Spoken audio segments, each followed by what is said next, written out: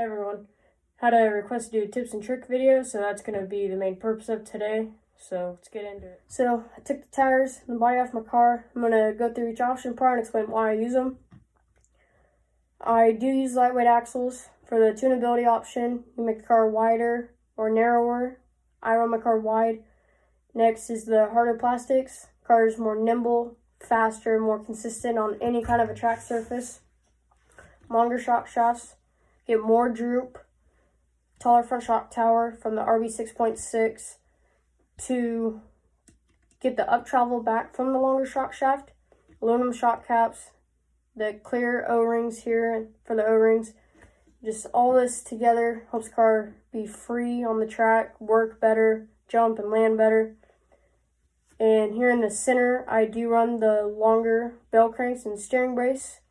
Main reason for that is to help the car not have so much steering coming out of a turn. Makes the arc smoother. Car reacts better on any kind of a surface.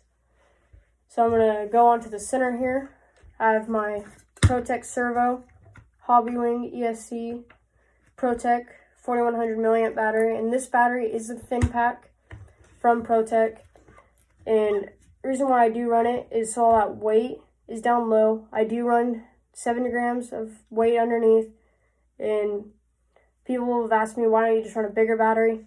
But this height, having the two battery weights and the little battery stacked on top of each other, is still lower than running just a bigger battery. So it's not as much weight rolling around on the chassis. Hobbywing motor. And then, so now I'm onto the rear end with my tips. As you can see, I have set screws here for the waterfall. Lets the car flex the same as not running it, but doesn't let the car flex too much, which can cause something to break or just not make grip. I do raise my transmission case 2.5 mil. I take the washers off the rear end of the four-wheel drive for the D-block, and I just cut those. Take two of them, I cut them in half, and then I glue them onto the holes for the transmission case. And when you do this, you got to make sure you put a shim underneath these two screws, 2.5, and it really helps the car on any surface gain more traction. I've noticed, I've been running it for the past month now. I've been really liking my car. Gets rid of having too much steering coming out of a turn by raising it, because the rear end makes more grip from it. So I recommend giving it a try. And so I'm going to do a quick little overview. Some of the things you need to do for the rear end and the front end. Just double check. And with the rear end, when you raise the transmission case, just make sure these back two screws, you add however much you space up the transmission. You need to put spacers underneath here. Otherwise, it'll pull the rear end of the chassis up and it won't work correctly. And also,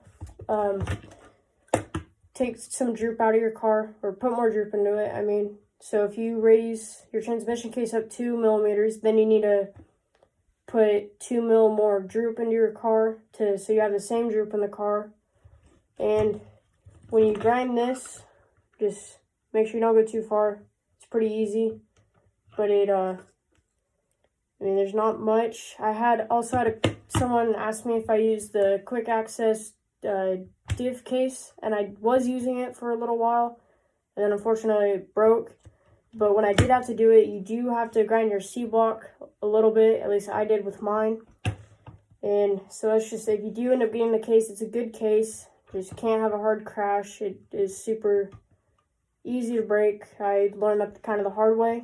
You have to, the shock screws, make sure you put a nut on the back side so it doesn't pull the screw out.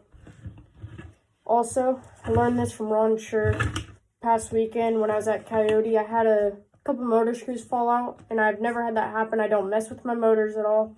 So he says when you take your car apart, always to check them, and if they are loose, put a little bit of little blue Loctite on them.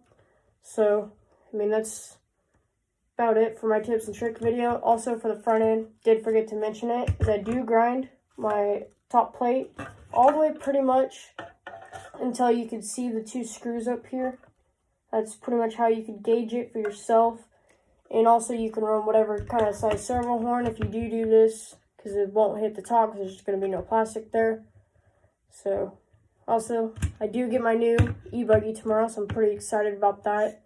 And then I'm going to do an unboxing video with that tomorrow, and then do a little bit of building and go test it at the track. So if you have any more videos you'd like to see me do, please put it in the comments. Thank you.